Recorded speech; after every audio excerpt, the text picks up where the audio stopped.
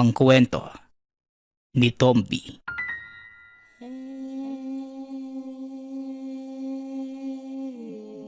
Ang kwentong ito ay hango sa totoong buhay. Mula ito sa isa nating tagapakinig. Karanasan ito ni Andres. Walang eksaktong taon. Probinsya ng Samar. Ng mga panahong ito, kasalukuyang tulala sa kanilang bintana ang amang si Andres. Labis ang pagdadalamhati. Dalawa sa mga mahal sa buhay ang nawala. Ang asawa at ang 1 taong gulang na anak. Sa totoo lang, hindi talaga niya alam kung ano ang totoong ikinamatay ng mag-ina na mga sandaling yun. Gayong wala naman siya sa tahanan nang mangyari ang karumal-dumal na sinapit ng asawa at anak. Ngunit ayon sa bulong-bulungan ng mga tao, aswang ang pumatay sa kanyang mag-ina. Base ito sa mga kalmot na natamo ng asawa at anak. Maging ang wakwak na tiyan at pagkawala ng mga lamang loob, maging na mga puso nito. Hindi naman kagad naniwala si Andres. Gayong hindi naman ito naniniwala sa mga kababalaghan. Siya yung tipo ng tao na nais munang maranasan ang mga bagay-bagay bago maniwala. Kaya hindi pa ito kumbinsido sa mga sabi-sabi. Ngunit hinding-hindi niya malilimutan. Saksing buhay ito nang makita na merong isang lalaki. Nanlilisik ang mga mata. Duguan ang bunganga na tumatakbo mula sa likod ng tahanan. Ngunit dahil nais nang makasama ang mag-ina, isinawalang bahala na lamang niya ito at dali-daling pumasok ng bahay. Ngunit nang mabuksan ang pinto, dito niya mismo nakita ang karumal-dumal na krimen na nangyari sa asawa at anak. Napaluhod na lamang si Andres sa sahig ng bahay. Halos pagsakluban siya ng langit at lupa na mga sandaling yun. Hindi man lamang niya nagawang ipagtanggol ang mga mahal sa buhay. Wala man lamang itong nagawa na mga sandaling kailangan siya ng mag-ina. Bumaha ng luha at hinagpis ng sandaling yon si Andres.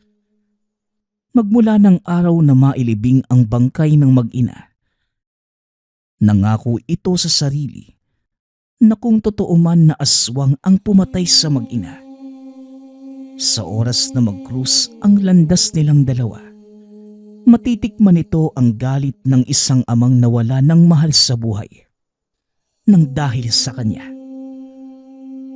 Ngunit kahit ganon, pinilit ni Andres na mamuhay ng mag-isa. Hanggang sa isang gabi, wala namang overtime si Andres sa trabaho, kaya maaga itong umuwi ng tahanan.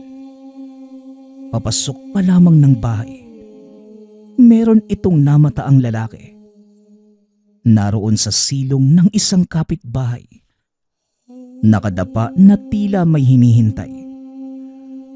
Pulang-pula ang mga mata at may tumutulo na masaganang laway sa bibig. Naalala niya ang mag-ina. Kaya kahit hindi sigurado kung isa ba itong aswang na tinutukoy ng mga kapitbahay, hindi ito nagpahalata na nakita niya ang nilalang. Dali-dali itong nagpunta sa kusina. Kumuha ito ng kutsilyo na nakasabit doon. Saktong bagong hasa pa lamang ito ng nakaraang araw. Samantala, yung nilalang naman ay hindi siya nakita.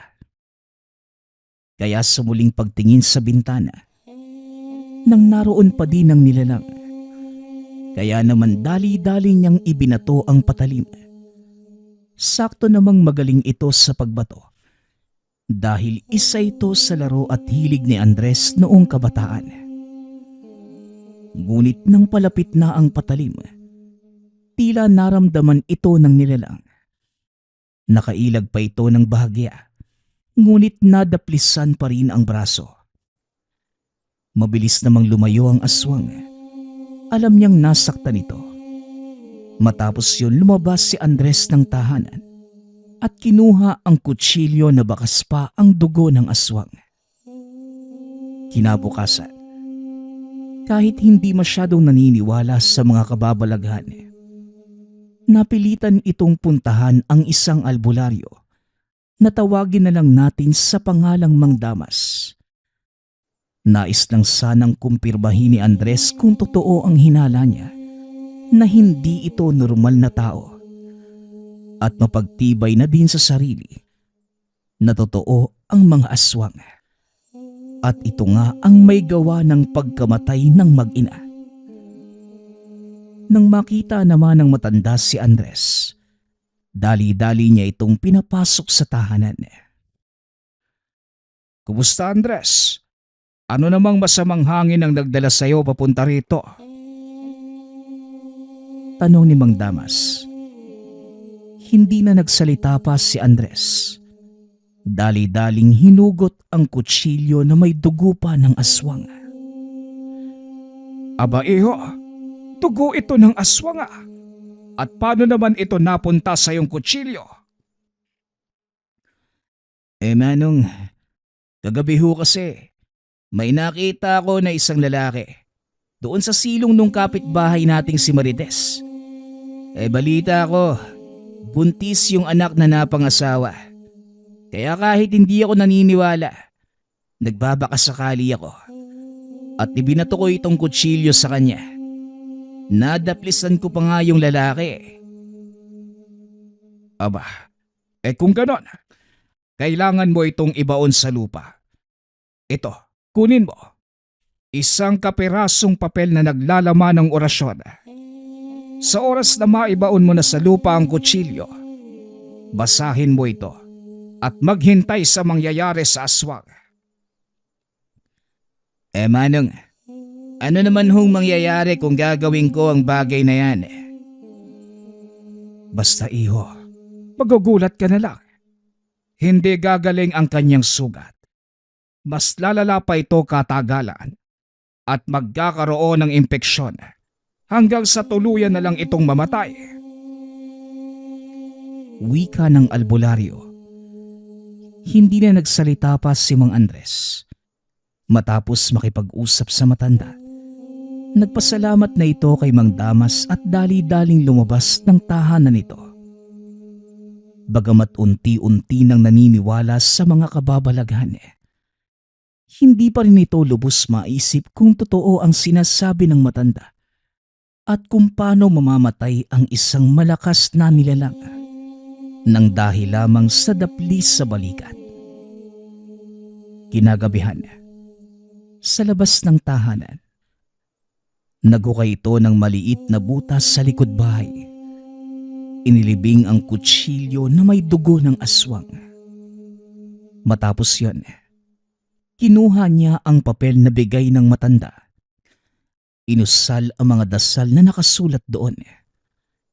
Hihintay na lamang ni Andres ang mangyayari. At sa oras na kapag may kalugar itong namatay dahil sa malalang sugat, malalaman na niya kung sino ang aswang. Mabuti na lamang ng gabing yun. Wala naman itong kakaibang naranasan. Hanggang sa nagdaan pa ang ilang araw, naghihintay pa din si Andres kung totoo ang sinasabi sa kanya ni Mang Damas. Hanggang sa... "O pare, napabisita ka yata. Pasensya ka na pare ah. Pas muna ako. Hindi muna ako iinom ngayon. Gusto ko lang sulitin yung day off ko sa pagpapahinga dito sa bahay." Wika ni Andres. Subalit mabilis namang napailing si Idong. "Pare, hindi tungkol sa paglalasing yung pinunta ko dito sa inyo. May masamang balita kasi ako eh. Si Mang Hector, yung manghihilot, namatay na. Magpapahilot sana ako sa bahay nila. Kaya nga lang, burol niya yung nadatnan ko doon. Grabe, marami pa naman siyang natulungang tao rito. Lalo na yung mga walang pera para makapagpadoktor. Wika ni Idong. Bakas sa mukha nito ang kalungkutan dahil ilang beses din itong nagpahilot sa matanda. Samantalang si Andres naman nagulat ito at dali-daling tinanong ang kaibigan. Pare, anong ikinamatay ni Mang Hector? Kaya pala, ilang araw ko na siyang hindi nakikita. Siguro, nagkasakit yung matanda no? Tanong ni Andres. Hindi naman pare, pero ang bali-balita ng mga tao roon, nagkaroon lang ng pigsa sa balikat. Kaso, kumalat yung impeksyon sa buong katawan kaya hindi na gumaling. Tugon ni Idong. Kaya nang madinig ito ni Andres, kinituban ang binata. Nagpasama ito kay Idong sa tirahan ng matanda. Nasilayan niya mismo na pinaglalamayan na ang manghihilot. Naroon din pati ang pamilya nito. Napaka-imposible para kay Andres na si Mang Hector ang aswang na pumatay sa kanyang mag-ina. Iba ang itsura ng lalaking nakasalubong ng mamatay ang kanyang mag-ina. Maskulado at bata pa ang nilalang. Samantalang si Mang Hector naman, bukod sa kuba, uugod-ugod na ito kung kumilos. Kaya nga lang, yung aswang na namataan niya ng nakaraang gabi, hindi niya nakita ang buong postura. Gawa ng madilim ang paligid na mga panahong yun. Kaya't sa isip-isip ni Andres, maaring si Mang Hector nga yung aswang na natamaan niya ng kutsilyo. Kaya hindi malaman ni Andres kung matutuwa ba ito sa nangyari. Lalo na't hindi naman si Mang Hector ang pakay niyang patayin kahit aswang pa ito. Dahil sa mga sandaling yun, nakatatak pa rin sa utak ni Andres yung aswang na pumaslang sa kanyang asawa at anak. Nakita niyang umiiyak ang pamilya ni Mang Hector. Makikita sa itsura nito na gusto nila ng hustisya para sa namatay. Ngunit hindi naman niya sinasadya na mapaslang ang matanda. Akala niya ay ito yung aswang na gusto niyang tugisin. Ngunit dahil sa labis na awa ni Andres sa pamilya nitong naiwan, ibinahagi pa nga nito sa pamilya ni Mang Hector ang halos kalahati ng sweldo bilang abuloy. Habang naglalakad na sila pa uwi, natanong ni Andres si Idong kung may kakilala ba ito na pinaghihinala ang aswang. Wala akong kakilala pare. Bakit mo naman natanong? Dahil ba hindi ka pa rin makalimot sa pagkamatay ng asawa at anak mo no? Tanong ni Idong. Ngunit tila nagpintig ang tenga ni Andres sa sinabi ng kaibigan. Hinawakan ito sa kwelyo si Idong at akmang susuntukin. Siyempre Idong, talagang hindi ako makakalimot. Mahal na mahal ko ang pamilya ko. At talagang gusto kong maghiganti. Tugon ni Andres habang nakatitig sa mga mata ni Idong. Teka lang pare, hindi naman ako yung kaaway dito Kaibigan mo ko. Ayoko lang nakikita kang sinisisi mo pa din yung sarili mo sa pagkamatay ng mag-ina mo. Kailangan mong malagpasan yung pagsubok mong yan pare. Wika ni Idong, sabay tulak sa kaibigan. Pero pare, kung talagang gusto mo magiganti, gawin mo kung anong gusto mo. Pero mag-iingat ka Mahirap kalaban ng mga aswang. Higit na mas malakas sila sa atin. Mapanganib yung gusto mong pasukin pare. Huwag kang mag-alala Idong. Alam ko naman yung sinasabi mo. Mag-iingat ako. Kaya huwag ka nang masyadong mag-alala pa sa akin Alam ko ang pinapasok ko. Pag-uusap ng magkaibigan. Matapos yon, napagpasyahan na ni Idong na umuwi. Samantalang tahimik lamang na nakatayo sa pintuan si Andres. Nakatingin sa papalayong kaibigan. Hanggang sa mabilis na lumipas ang isang linggo. Piyesta sa lugar na mga sandaling yun. Noon sa probinsya, uso pa ang mga palaro at kompetisyon. Ngunit ang pinakainaabangan ng halos lahat, lalo na ng karamihan ng mga kalalakihan, boxing o suntukan ng dalawang manlalaro sa taas ng ring. Hanggang sa may nakita si Andres na isang nakapaskil na larawan. Ito ang mga kalahok sa magaganap na boxing sa Makalawa. Doon ito magaganap sa covered court. Naagaw naman ito ang atensyon ni Andres. Paano ba naman pamilyar sa kanya yung lalaki? Ngunit hindi siya sigurado kung saan niya ito nakita. Ngunit nangako siya sa sarili na manonood sa laban. Hanggang sa sumapit ang araw ng pista. Sa isang covered court ay merong dalawang lalaki na naglalaban sa boxing ring. Nakakaagaw pansin ang isang maskuladong lalaki. May kaitiman ang balat. Ngunit masasabi mo na malakas ito kung titignan. Hanggang sa nagsimula na ang bakbakan. Pinaulanan kagad ito ng napakadaming suntok ang kalaban. Mula ulo hanggang sikmura. Napuruhan sa ulo ng solidong suntok ang kalaban. Kaya natumba ito at nanalo ang maskuladong lalaki. Madami pa itong sumunod na kalaban. Ngunit kagaya sa unang katunggali, bumagsak din ito at yung lalaki pa rin na pamilyar sa kanya ang nanalo. Nalaman niya yung pangalan ng lalaki nang magsalita ang announcer tungkol sa resulta ng nagwagi. Ang pangalan pala nito ay Matias. Natanong ni Andres sa katabi niyang nanonood kung taga saan yung lalaki. Sa pagkakaalam ko, taga-kabilang baryo si Matias. Pero bagong salta pa lang, taga Rojas. Ayon sa mga nadidinig ko. Wika na matandang lalaking napagtanungan. Ano ho kayang eksaktong lokasyon niya, Manong? May kailangan lang po kasi akong tanong sa kanya Muling tanong ni Andres. Kaya't sinabi na matandang lalaki kung saan ito matatagpuan. Alam ni Andres ang lugar na yon. Kaso nga lang, bihira lang itong mapagawi doon dahil wala naman siyang kakilala.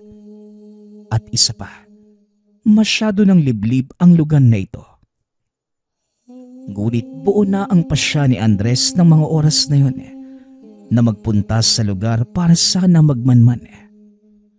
Lalo na't kinukutuban siya na ito yung lalaking pumatay sa kanyang mag-ina. Dahil malaki ang pagkakahawig nito sa lalaking nakasalubong ng umuwi at nakita ang nakabulagtang bangkay ng mag-ina. Hinala niya na isa itong aswang. Nakakapagduda din ang kakayahan nito pagdating sa boxing. Ilang kalaban na ang napabagsak ni Matias sa ibabaw ng ring. Kaya't yung mga tao doon, sobrang napahangas sa kanya. Hindi na nagtagal doon si Andres. Dali-dali na itong umuwi. Maghahanda siya mamayang gabi para puntahan si Matias. Naghasa pa nga ito ng kutsilyo at nagbanat ng kaunti ng katawan. Hanggang sa sumapit na ang takip silim. Dito nagsimulang umalis si Andres. Naglakad na ito papunta sa kabilang baryo. Napakaliblib talaga sa lugar na yon. Dumaan ito sa pagitan ng maisan, sa putikan at lumusong pa sa sapa. Makaraan pa ang ilang oras na paglalakad. Narating na niya yung maliit na komunidad. Subalit nagtataka si Andres. 6:00 pa lamang ng gabi ng mga oras na yun. Maaga pa pero wala nang mga taong makikita sa labas. Lahat ng nakatira doon, nasa loob na ng tahanan. Nakasara na din ang mga pinto at bintana. Sa paglibot ng kanyang paningin sa lugar, may isang matandang babaeng papasok pa lamang sa tahanan. Subalit nang makita siya ay bigla itong nagulat. Anong ginagawa mo, iho, dito sa labas? Delikado nang lumabas kayo oras. Mukhang dayo ka pa dito Magmadali ka nang umuwi sa inyo. Iho, hanggat hindi pa sobrang dilim. Wika na matandang babae. Nanlalaki ang mga mata nito at bakas na bakas sa mukha ang takot. Wala ho akong pakialam, Manang. Mukhang hindi niyo pa alam kung sino yung aswang Ako ho, alam ko na po kung sino. At nagpunta lang ho ako rito para magigante. Tugon ni Andres. Kaya hinayaan na lamang siya na matanda at hindi na pinilit. Buong akala na matanda ay nababaliw na ito. Ngunit bago tuluyang pumasok, pinag-ingat siya na matandang babae. Napatango na lamang si Andres bilang pagtugon at nagpatuloy na sa paglalakad. Hanggang sa marating niya ang isang tahanan na maraming kambing at itim na manok na gumagala sa bakuran. Dito pa lamang, naramdaman na niya, aswang nga ang nakatira doon. San ba naman makakakita ng mga manok at kambing na nakawala lamang sa bakuran? Sa isip-isip ni Andres, marahil ang mga hayop na ito ay hindi simpleng hayop lang. Para mapatunayan kung totoo nga ba ang hinala, sumilip pa ito sa pagitan ng kanyang mga binti. Nagulat ito at halos mawala ng balanse. Paano ba naman? Nasilip niya ang tunay na anyo ng mga hayop. Mahaba ang leeg, bilog ang ulo at walang mga mata. Ang makikita lamang sa mukha nito ay ang butas ng ilong. Saka yung napakalaking bunganga na may matatalas na ngipin at tumutulong masaganang laway. Samantalang ang mga binti nito, mahaba ang harapan, ngunit yung sa dulo ay ubod ng ikli. Maya-maya pa, bigla itong nawala isa-isa sa hindi malamang dahilan. Napansin niya na bumukas ang pintuan ng tahanan. Lumabas doon ang lalaking nagngangalang Matias. Seryoso itong nakatitig sa kanya. O ikaw, anong tinatayo-tayo mo dito sa harapan ng bahay ko? Ano bang kailangan mo? Galit na tanong ni Matias. Ngunit tumayo lang ng tuwid si Andres habang sinasabing, Huwag kang magmaang-maangan dyan. Ikaw ang aswang na pumatay sa mag-ina ko. Magbabayad kang tarantado . Mabuti at nag-cross din ang landas nating damuho ka. Nanggagalaiting tugon ni Andres. Halos magkiskisan ang mga ngipin nito sa sobrang galit. Kagad namang tumawa ng napakalakas ng lalaki at sinabing, O ikaw, nakakasiguro ka bang ako yun? Hindi ako aswang, pare. Sino ka ba para pagsalitan mo ko ng ganyan? Hindi nga tayo magkakilalang hayop ka. Tanong ni Matias. Kagad na binunot ni Andres ang kutsilyong nakasukbit sa bewang. Ibinato niya kay Matias. Mahusay sa paghawak ng mga patalim si Andres, kaya't bumaon ito sa balikat ng lalaki. Napainda ito habang hawak-hawak ang sugat. Ngunit maya-maya lang, tumawa si Matias na siyang ikinagulat ni Andres.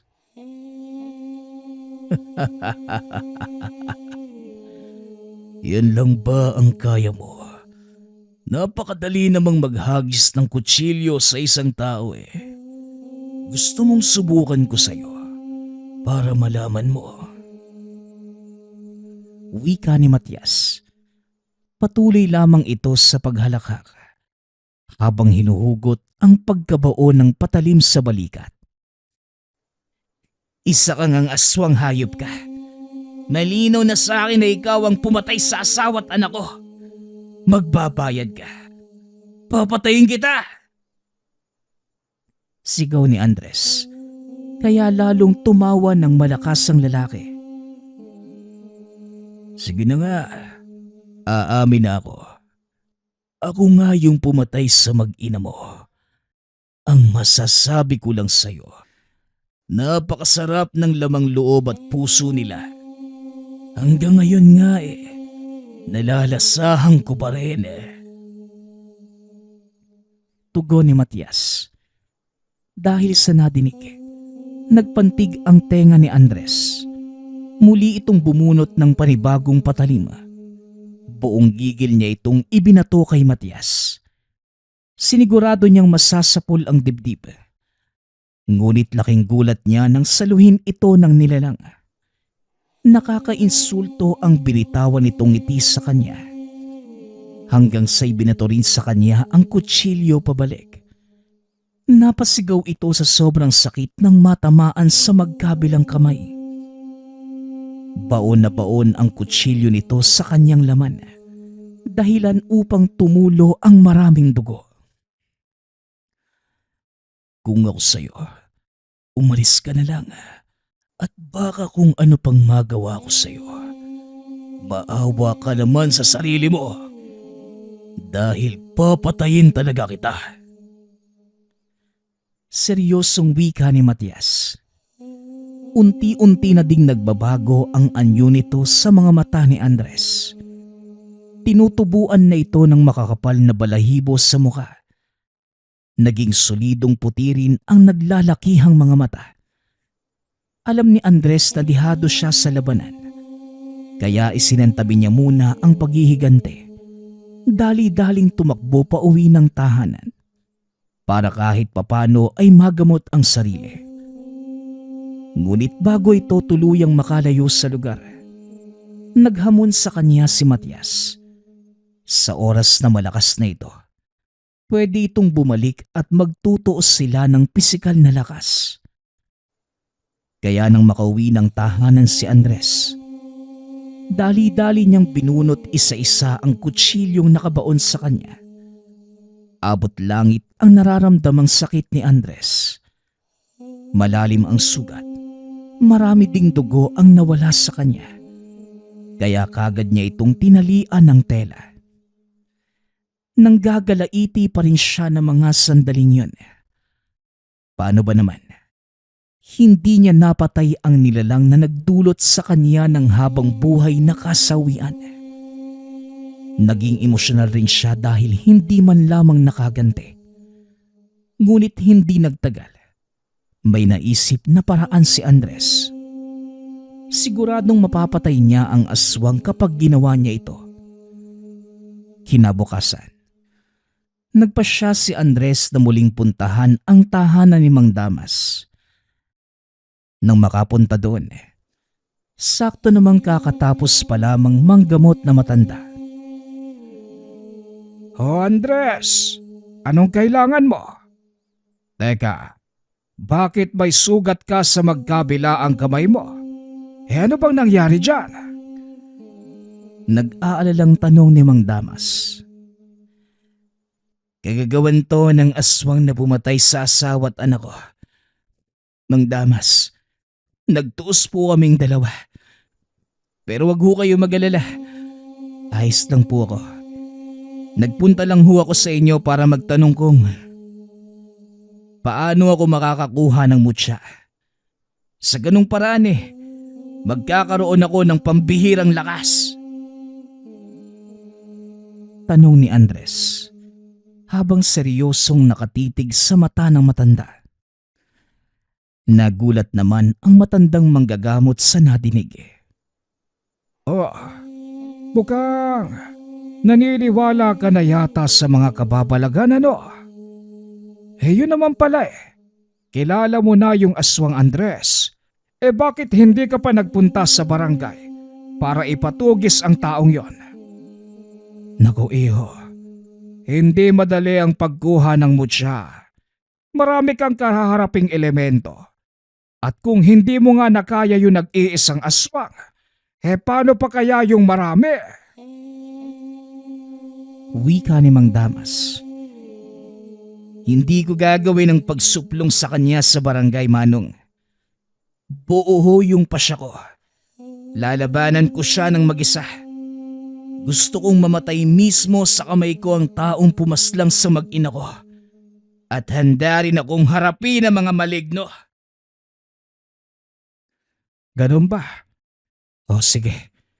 Pero hindi mo na kailangang maghanap pa ng mutya. Sandali lang ha. Hantayin mo ko rito. Meron lang akong kukunin sa aking silid. Wika ni Mang Damas. Makalipas lamang ang ilang sandali. Bumalik ang matanda at may iniaabot sa kanya. O ito iho. Kunin mo itong medalyon ng Infinito. Nagbibigay ito ng proteksyon, swerte at pagpapalakas ng katawan. Pero syempre hindi kagad ha. Kailangan mo muna ng pagdedebosyon at pagsasanay para magamit ang anting-anting na yan. Wika ni Mang Damas. Ito nga ang nangyari. Sa madaling araw, nag-eehersisyo si Andres para palakasin ang kanyang katawan. Matapos yun, tumutulong naman ang binata sa matanda sa panggagamot nito. Habang sa gabi naman, tinuturuan ito na matanda kung paano gamitin at palakasin ang kanyang espiritual na kakayanan nang magamit ng maayos ang medalyon ng Infinito. Nang mga unang araw, halos mamatay na si Andres sa pinapagawa ni Mang Damas sa kanya. Ngunit habang lumilipas ang mga araw, unti-unti na niyang nararamdaman ang epekto ng araw-araw na pagsasanay. Ramdam nito ang paggaan ng katawan, liksi sa pagkilos, maging paglakas ng kanyang espiritual. Kaya ipinagpatuloy lamang ni Andres ang pinapagawa sa kanya ni Mang Damas. Hanggang sa mabilis na lumipas ang ilang buwan, bigla na lang nagsalita si Mang Damas sa kanya. O Andres, mukhang handa ka nang ipagigante ang iyong mag-ina. Nararamdaman ko at nakikita ko ito sa iyong pagkatao. Sigurado kong magtatagumpay ka sa gagawin mo. Wika ni Mang Damas. Ganun ho ba, Mang Damas? Siguro nga ho. Tama ang sinasabi niyo. Tugon ni Andres. Hinawakan nito ang medalyon. Nag-usal na mga dasal. Matapos itong gawin ni Andres, nakakatalon na ito ng mataas. Nakakasipa pa sa hangin. At higit sa lahat, sinubukan niyang suntukin ang malapit na puno ng mangga sa harapan lamang ng tahanan ng matanda. Nagulat ito nang halos tumagos ang kamay sa lapad ng puno ng mangga. Napangiti naman si Andres sa kanyang nasaksihan. Kaya hindi na ito nag-aksaya pa ng oras. Pagsapit ng gabi, nagpunta na ito sa tahanan ni Matias. Sumigaw ito sa harapan ng tahanan ng lalaki at hinahamon ang nilalang. Napagtanto din ni Andres, bukod sa paglakas ng kanyang katawan, mas lumakas din ang kanyang mga pandama. Dahil kahit madilim ang kinaroroonan, nagagawa pa rin ni Andres na makita ang buong paligid. Buo ang paniniwala niya na dahil yon sa medalyon ng Infinito. Sa paulit-ulit na pagsigaw at paghamon ni Andres, Nakita niyang bumukas ang bintana. Dumungaw si Matias. Nakita ni Andres sa mukha nito na para bang naawa ito sa kanya. Napapailing pa si Matias at sinara na ang bintana. Kinalaunan, nagbukas ang pintuan hanggang sa nilusob siya ng mga alaga ni Matias. Mga hayop na walang mga balahibo. Nagliliwanag ang mga mata at may matatalas na ngipin. Ngunit madali lamang itong napigilan ni Andres. Pinagsisipa niya ang lahat ng ito nang sunggaban siya ng mga alaga ni Matias. May dala pa itong bagong hasang patalim sa bewang at sa pagtilapon ng mga nilalang. Matapos yon ay mabilis niyang nilapitan ang mga ito at dali-daling ginilita ng leeg dahilan ng agarang kamatayan. Ang akala niya ay nasa loob pa si Matias.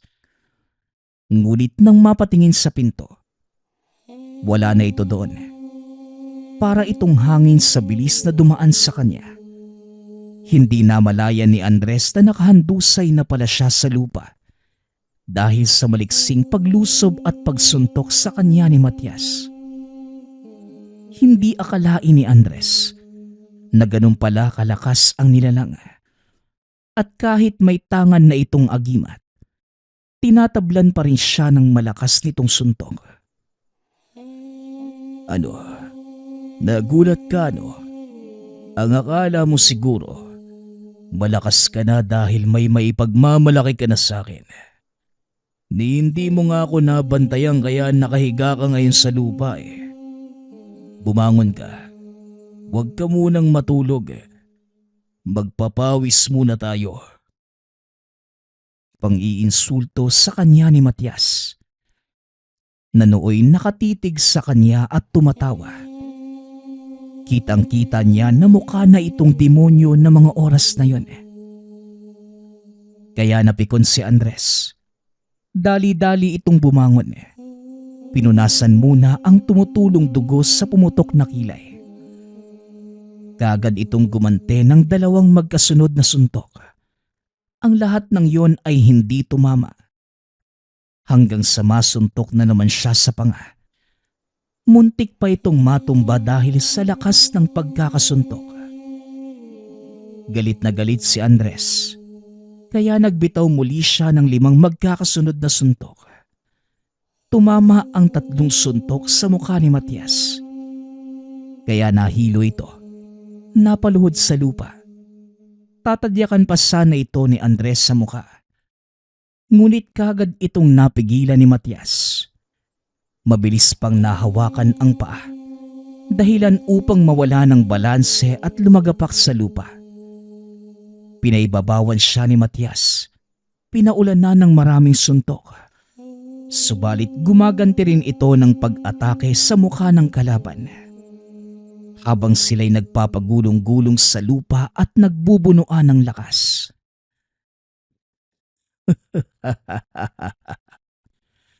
Mahina kang nilalang, Andres. Kagaya ka lang rin ng asawa at anak mo. Magdasal ka na para sa kaligtasan mo. Dahil tatapusin ko na ang labanang ito. Wika ni Matias. Habang patuloy pa rin sa pagsuntok at nakasakal ang isang kamay sa leeg ni Andres. Duguan na ang mukha nito, ngunit hindi pa rin sumuko si Andres. Unti-unti nang ibinubuka ni Matias ang bibig. Handa na siyang lapain. Kitang-kita niya ang matatalas ng ngipin ni Matias. Ngunit noong nasa aktong sasakmali na siya ng lalaki, kagad niya itong sinikmuraan sa tiyan. Dali-daling kinuha sa bulsa ang isang botelyang naglalaman ng likido. Ipinasok niya ito sa bibig ng nilalang. Namaluktot si Matias at bumitaw sa pagkakasakal sa kanya. Nanghina ito sa ginawang pag-atake ni Andres. Hanggang sa binunot na ni Andres ang nalaglag na kutsilyo kanina. Sinaksak niya ito sa dibdib ni Matias ng paulit-ulit. Hindi niya ito tinitigilan hanggat hindi bumabaha ng dugo. Pero hindi kalaunan, namatay rin ang nilalang na hawak pa ang dibdib. Matapos ang madugong labanan, nagukay ng malalim na lupa si Andres. Inilagay doon ang bangkay ni Matias kasama ang mga alaga nitong sigbin. Kumuha ito ng gaas at dali-daling sinilaban. Kakaibang ngiti ang namutawi sa mukha ni Andres. Magkahalong lungkot nang maalala ang sinapit ng kanyang mag-ina. At saya naman, dahil sa wakas, nagawa niyang mabigyan ng hustisya ang mga ito. Kaya matapos makapaghiganti sa nilalang, nagpakalayo-layo na ito sa lugar. Ipinagbili niya ang mga ari-arian doon. Makaraan ang ilang linggo, napagpasyahan ni Andres na sa kabilang bayan na lamang manirahan. Doon ito nagsimulang mamuhay ng tahimik, habang pinag-aaralan pa ang ibang kakayanan ng medalyo ng infinito. Nagsimula na rin itong tumugis ng iba pang mga aswang para wala ng taong maulila at mawala ng pamilya, kagaya ng pinagdaanan niya. Ngunit na mga sandaling yun, kahit papano, gumaan na rin ang kanyang pakiramdam at natanggap sa sarili ang pagkawala ng mahal sa buhay.